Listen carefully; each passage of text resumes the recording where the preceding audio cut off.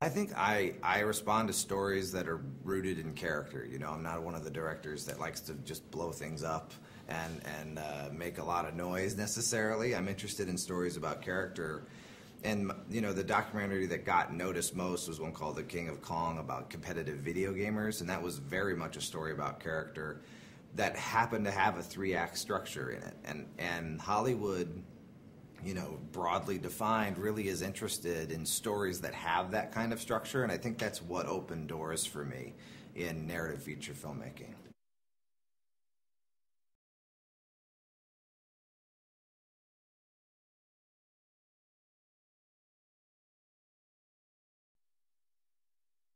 I do love stories where you have a bunch of different characters to follow, where it's a bit of an ensemble circumstance or situation. That was certainly true in that documentary, and uh, and that is definitely true here. You want to give all these amazing actors as much time on screen as possible and still advance the story, and that ends up being, you know, an editorial problem more than anything.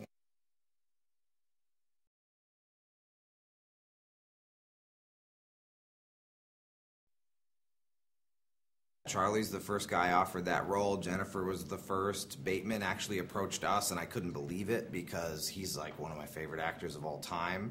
And I actually wasn't even imagining he would be interested, you know what I mean? Because the guy can carry a movie on his own, but he liked the script and this ensemble idea. And, uh, and yeah, I mean, it all started to happen simultaneously in over a couple weeks, which in terms of casting a movie is really, really fast.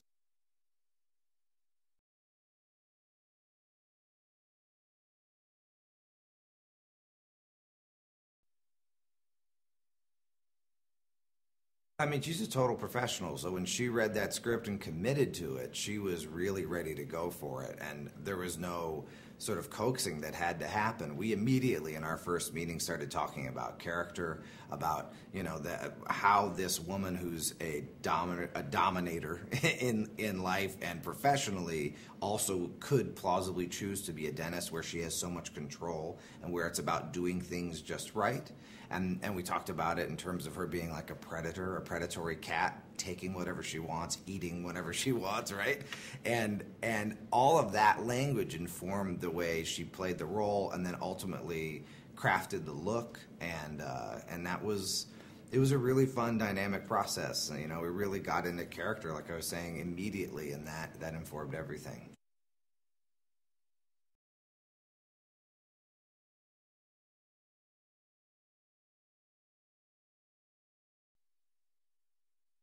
I think that both Kevin and Colin really enjoyed playing a wicked antagonist. Kevin has done it before, and he did, you know, he found a few nuances that are really different in this one. But I think he's done a lot of serious films of late, and I think it was just, you know, devilishly fun for him to get to play this character. And Colin, I feel like no one's ever seen him do what he's doing here. Even though if you've seen In Bruges, you know how funny he is, but he hasn't been given the opportunity to really depart from the sort of the image of the uber handsome guy he is and become something really different. And in our first meeting, we talked about getting a comb over and getting a belly made for him so he could be a little bit pudgy. And as soon as he had those things on, he really became that character, and it was exciting to watch.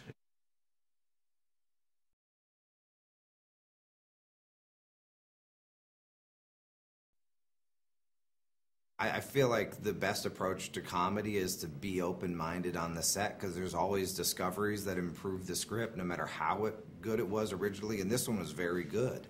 But as these characters were evolving and they were discovering how they were playing things over time, we were constantly tweaking and adjusting not only lines but possible approaches and intentions to play it with.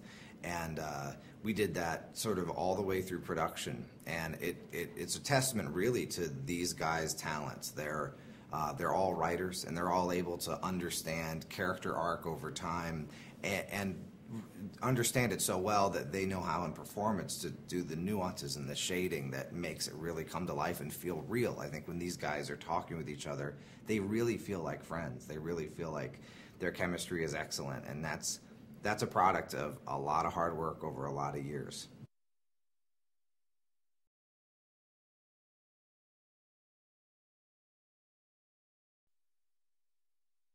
They played a game with each other during photography where they would try to make one another laugh, during takes as a sort of one-upsmanship in who could, who would score the most points, if you will. And I think that was a great game because it got them really engaged in conversation and listening and messing with each other and stuff. And I think you can just feel it when you watch the film, how much fun we were having while we were making it.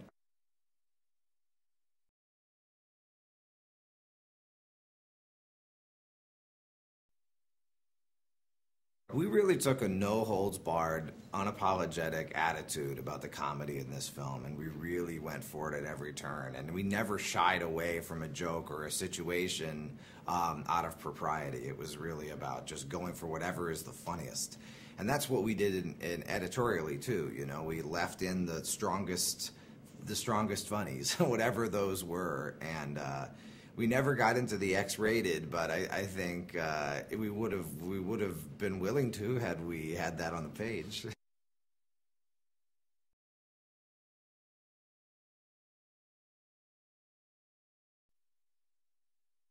The DVD is going to be amazing on this. There were so many great scenes and versions of scenes and alternate ways of doing things that there wasn't space for in the finished film, but which I think fans of the movie will really enjoy when they get the DVD.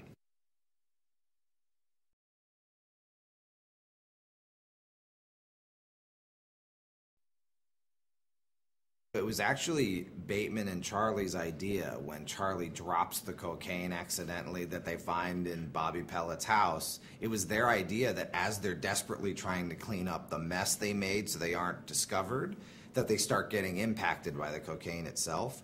That was a genius idea, and it's one of the funnest ones for me to watch because I remember how that evolved over time.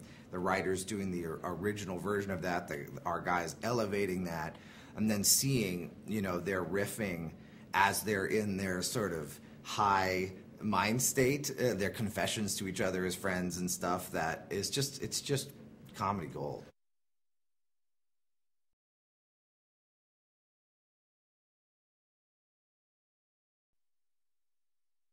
I think anyone who knows It's Always Sunny in Philadelphia knows how talented Charlie is, but he hasn't had that opportunity to really break out. I'm a fan of his for a long time.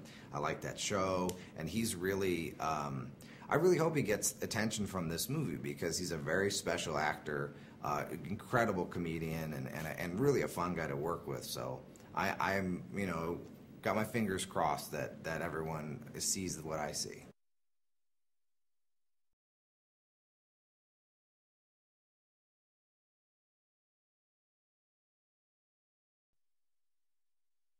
It was very deliberate camera moves because what we were really trying to do is suggest what he was seeing, but not ever allow it to be seen. And I think he did a wonderful job playing that, trying to look but can't look but must look, like that. Playing that tension he did a wonderful job at that. And it's just one example of how he elevated the script.